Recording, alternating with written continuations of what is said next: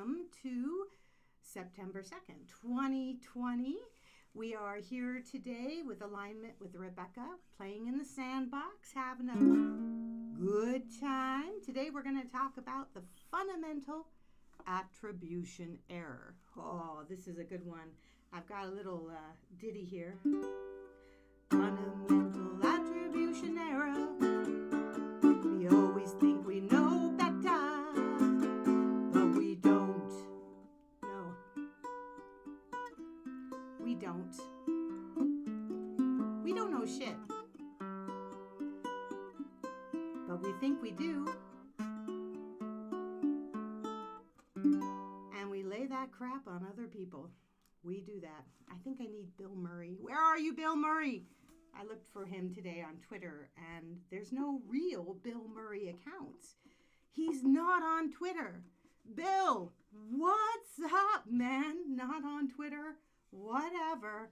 Well, that's okay. If anybody knows Bill Murray, tell him I want to make a series of songs about different communication things.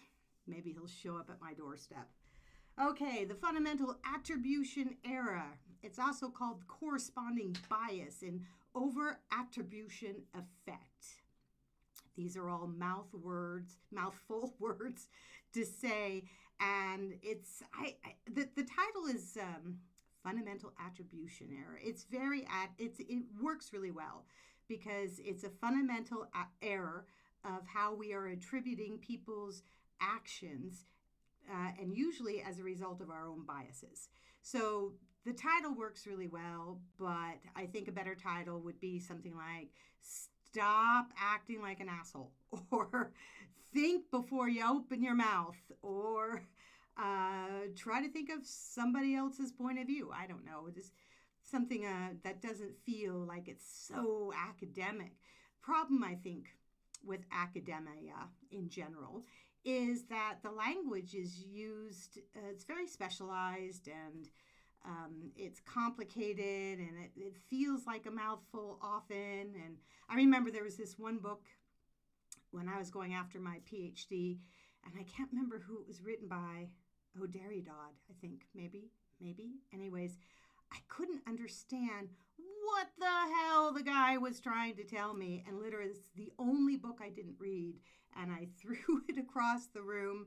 And unfortunately, my ex-husband was walking by and it almost hit him. And he was like, what the And I was like, sorry. But if you can't write in a way that somebody can understand it, then just don't bother. Because you're singing to your own audience, right? Academics often speak to other academics rather than trying to get some of their really cool ideas out to the rest of us in the world. And that's really annoying. So the title, The Fundamental Attribution Error, works really well, but it is a mouthful and hard to remember, I think. So this is an idea and a phrase that was coined in 1977 by Lee Ross in his paper, The Intuitive Psychologist and His Shortcomings, Distortions in the Attribution Process. Another fun title. And I put a link to the original paper when I tweeted out earlier today that I was going to be live. So if you're interested, take a read. But basically what this means is we make a ton of assumptions about the motivation of somebody's action based usually within our own biases and assumptions. And we forget to actually think of all the different aspects that may be occurring at the time that somebody does something.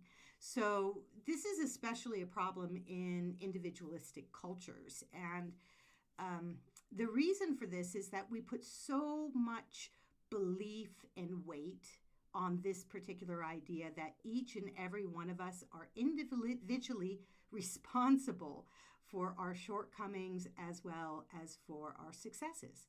We totally forget that there are a whole host of circumstances that create a human being, forms how they behave or how they think, and we often then just eliminate those ideas. We don't think about the environmental conditions. We don't think about their social conditions, the cultural conditions, the family they were raised in, the block they were raised in. Did they have a decent breakfast that morning, or did they skip breakfast? Maybe they haven't slept for several days. We don't know why people do what they do, but we think we do. I mean, from a very early age, I don't know about you, but at 13, I knew everything. I knew everything there was to know. And if somebody wanted to come to me and say, hey, maybe that's not right, maybe it's this instead, I'd be like, you don't know what you're talking about. You don't know what you're talking about. I know everything.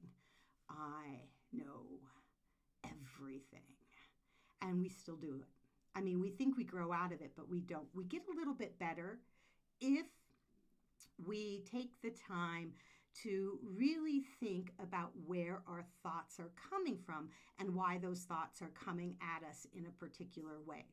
So we tend to blame usually the bad, and this goes back to our negative bias, which we talked about a little while ago.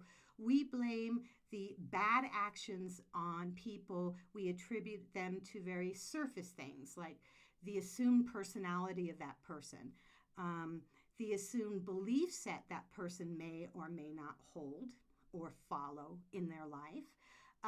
We don't take the time to give ourselves a host of reasons why somebody is doing something. So let me give you an example. And this is an example on the very basis level of all things, just very base example, super base.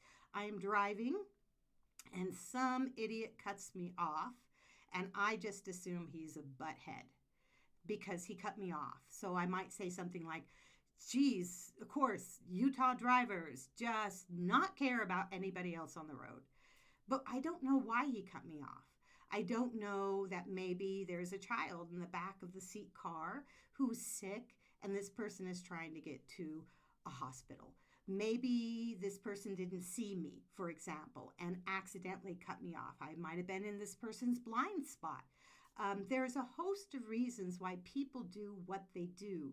And for some reason, without even taking a moment to talk to the other person and figure out what's going on, we think we know everything. And we see this a lot on the news.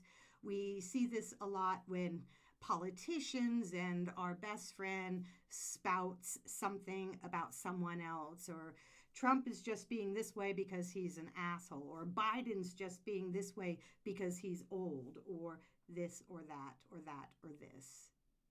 And we think in stereotypes. We do. We are constantly stereotyping people all the time, even if we don't know them. Again, we haven't bothered to have a conversation with the other person, but we know exactly why they're doing what they're doing. I think the fundamental attribution error is one of the biggest problems in our society. Biggest problems, hugest problems.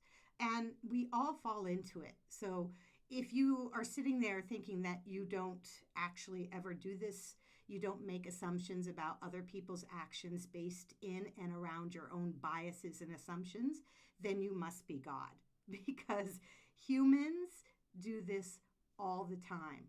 And it's especially bad in individualistic cultures, as I said. We are not taught to really think about the circumstances why somebody may do what they may do. Now, we are all told from a very early age how bad it is to basically stereotype another human being. But we do this for a very specific reason. Ultimately, again, our bodies are made to conserve as much energy as it possibly can. And when we are really cognitively thinking, when we're really seriously reasoning out something, our brain takes up massive amounts of energy to accomplish this task. It's biological as well as it's cultural. And again, I don't think, we often think in either or situations. It's either just biological or it's either a cultural something that is going on, making us behave or think or do in a certain way. And really, it's not It's not one or the other. It's usually a combination of things. So because our bodies in general try to conserve energy, we, again, look at similar situations in our life, in our experiences, in our realm of understanding, and we make kind of our biological neuron assumptions that says, hey, this is a situation I've encountered before, so I'm pretty darn sure that this is what is happening again. And then we don't gather more evidence to back that up. We just go with it, right? Fundamental attribution error. Ooh, I got to get that out of my head. Anyways, so on the basis part of this idea, the very basic part of this idea, we can make assumptions about why people are doing what they're doing when we read news articles, when we see a movie, when we talk to a friend, when somebody does something that we don't like. Again, we like the negative bias. We're wired for the negative bias. It's a protection, if you will, a type of protection that our body gives us to protect us from actual threats. But most of our problems come from these perceived threats that we internalize. So on the extreme side of the fundamental attribution error, we have the problem of things like victim blaming. So we often blame others as a result of what happened to them. We say, oh, it's your fault that this happened. If we look at somebody who is poor, for example, we often say in the United States that they are not working hard enough.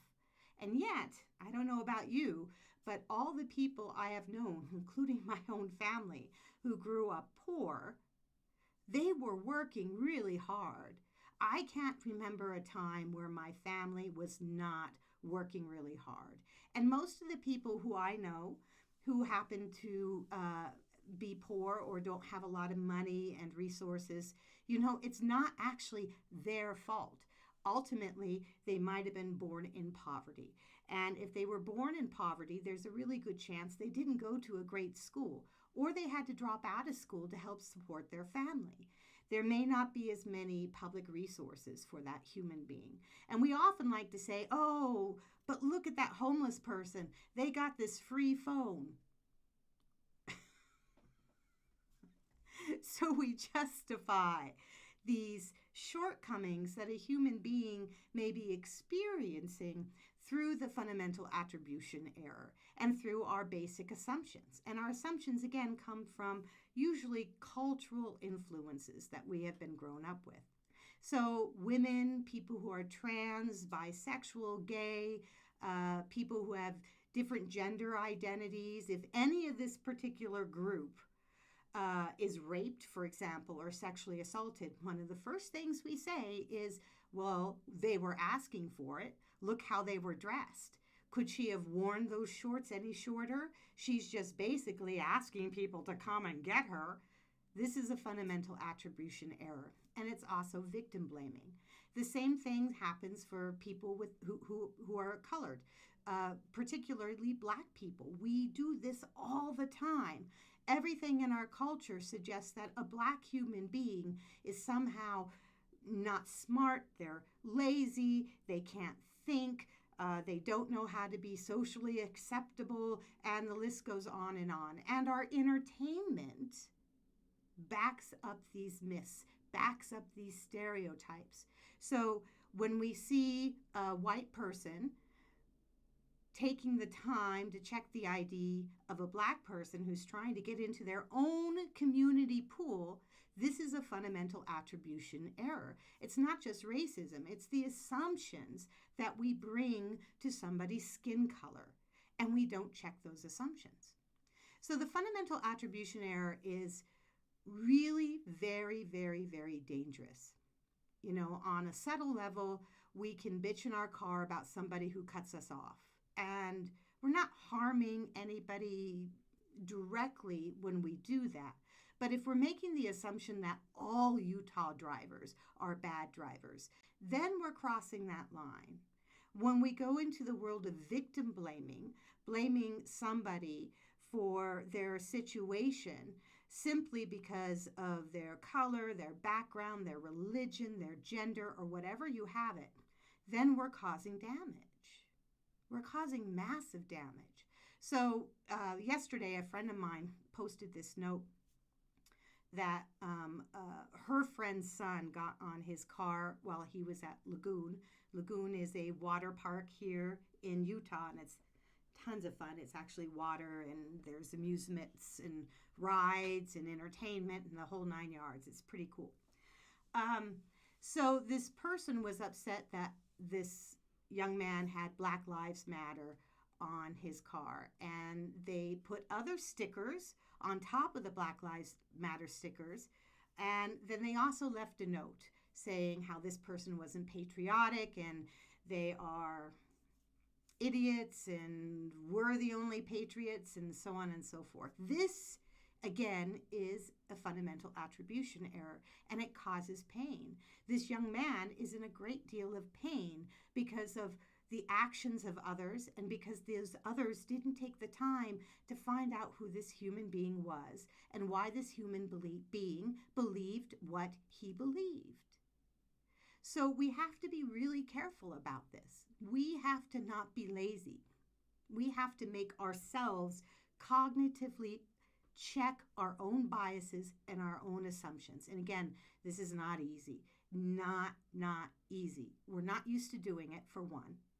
For two, we just tend to react rather than cognitively act, cognitively make decisions. And we do so partly because of our biological systems, but also partly because of habit. It's easier to make an assumption. It's easier to blame somebody for something that might have been out of their control. So how do we combat the fundamental attribution error? There's a couple things that you can do, and they're very basic, but they take practice. They take being involved in the process of living, thinking, and communicating. And they take compassion. Compassion for self, as well as compassion for others. And that's the key.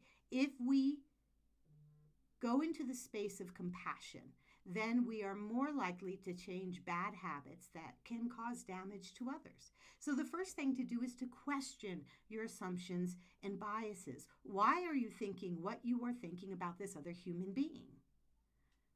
Why are you thinking this? Really take some time to go, okay, I believe this because what? So if you see a Black person, what are the assumptions you have about that Black person? And then I want you to check those bloody assumptions. Why do you have those assumptions?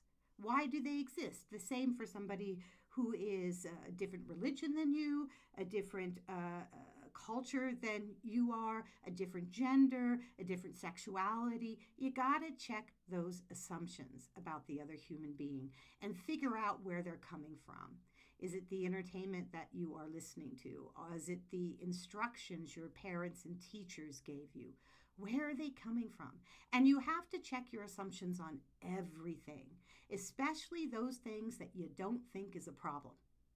Those are particularly the places that you need to turn your attention to, because those are the places where most of our assumptions are so embedded, so invisible to ourselves, that we never bother to check those assumptions. Next, you need to look at several reasons why an action may have been taken. So don't just assume that this person that you are judging is behaving a certain way because of X, Y, and Z. You need to go through the whole alphabet. This person might have been doing this because of this reason, or that reason, or this reason, or another reason. You can even think of crazy reasons. But the more options you give yourself for somebody else's behavior, the less likely you're going to fall upon a single assumption about their behavior. So with the guy cutting me off, again, there may have been a sick child in the back of the car. This person may not have seen me. This person may be in a terrible emotional turmoil. They may be late for work, and goodness knows we've all done stupid things when we're late for work. There are a multitude of reasons why somebody may cut you off in traffic. There isn't a singular one that you can be sure of until you've talked to that other person. And that's the other thing. We need to look at the surrounding circumstances of behavior. What are the environmental factors? What are the cultural factors? What are the economic factors? What are the circumstantial factors behind that particular action?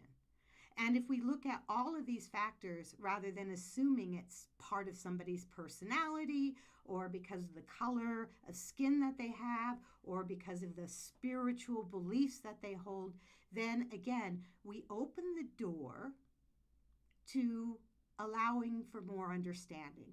And this takes compassion, because compassion is needed to avoid assumptions. It really is. Having compassion, again, is the combination of having empathy and sympathy, a little bit of distance, but feeling for somebody, and then cognitively thinking these things out. And finally, if you're able to talk to the person, talk to them, ask them, why did you do that? Let them speak for themselves. And we often avoid this. Now, sometimes you can't talk to the person directly. I get that. But if you can, that's very helpful. Talk to the person and then listen. And finally, with the fundamental attribution error, I know I'm running a little late with the talky part of this presentation. You have to be careful of the golden rule. We've all grew up with this golden rule. Treat others the way you would like to be treated. But there's a problem with this rule. And the problem is we are assuming other people want to be treated the same way we want to be treated. And that is a precursor for tomorrow's talk, the golden rule, and how it applies to the fundamental attribution error. And that is it for right now. So, hey, get yourself comfortable. Take a seat, lie down. You can sit on the floor, lie down on the floor, or a bed, a chair. Whatever feels most comfortable to you. We've got our elf meditation in the background. And today's short meditation is going to be on this idea of how to step back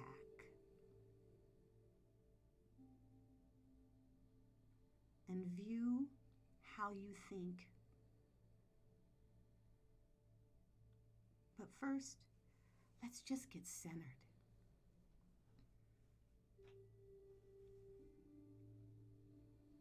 Take a deep breath in and exhale.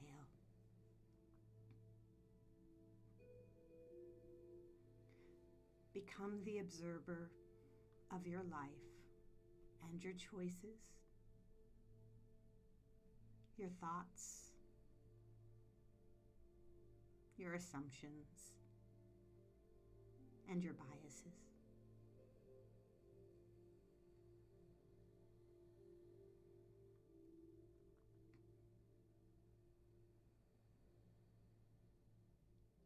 As I softly talk, just listen and focus on your breath. Inhale for a count of 5. Hold your breath for a count of 1 or 2. And then exhale for a count of 6 or 7.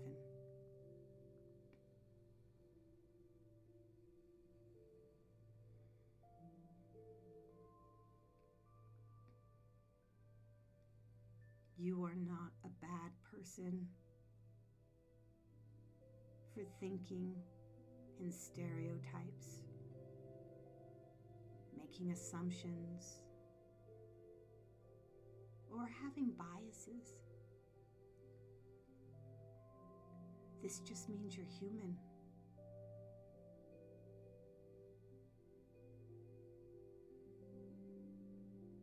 But you have a choice.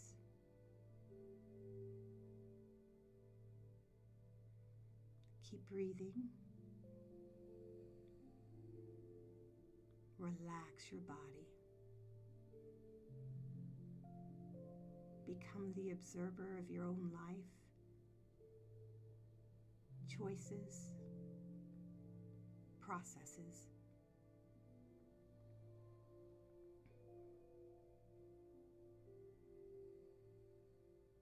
It's amazing how much choice we have. We have freedom. We have freedom to make different choices,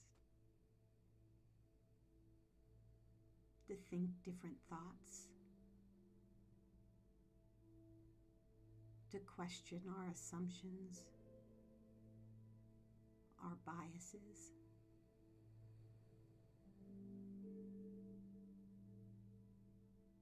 It's opportunity. And most of us don't take that opportunity. But I know you will. I believe in you. I believe in your good intentions, your desire to make the places that you live, work, and function in better places for yourself, for your communities, for your imagined communities, your state, your nation,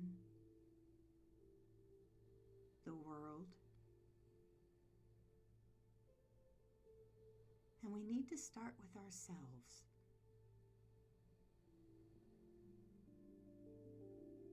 That's where we begin.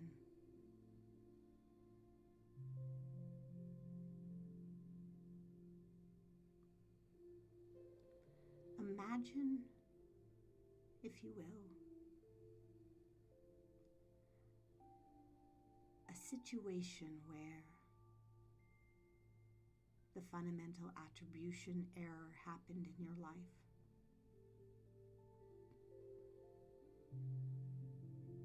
Just replay that moment in your brain.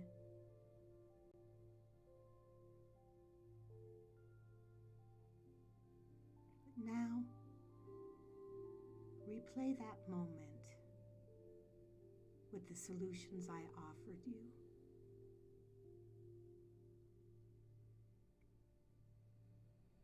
How can you check your assumptions and your biases?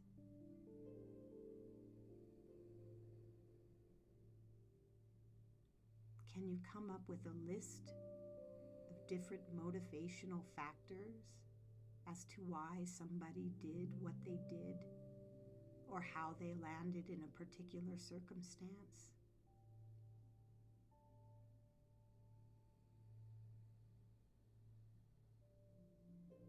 Maybe you can talk to the person and find out. It's scary. It most definitely is an uncomfortable thing to do. But your life will be so much better if you make those choices.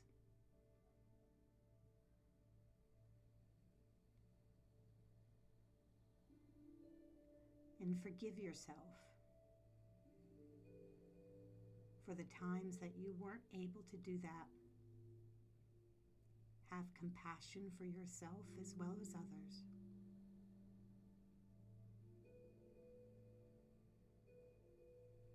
Now, continue breathing.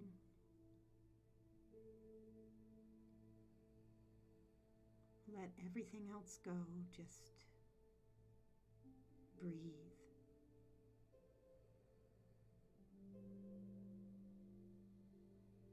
You are amazing.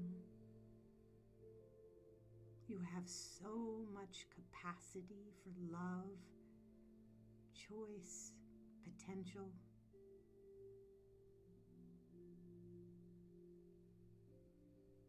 See that freedom in yourself. and then project it to others. That love and understanding and compassion. We're all just people, and most of us are trying really hard to be good people.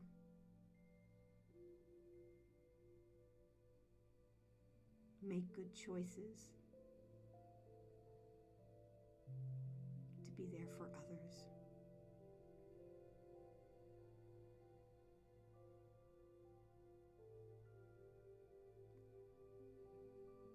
When you're ready, gently open your eyes and look around you. Try to stay centered as you observe the world around you with a little bit more of a critical eye. A critical eye on your own self, habits, beliefs.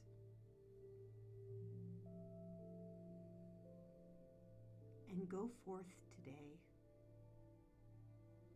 trying to understand somebody else from a compassionate point of view. These small steps taken by many people would really change the world. Thank you for joining me today. I appreciate you, and I appreciate your time. Aloha, mahalo, and namaste.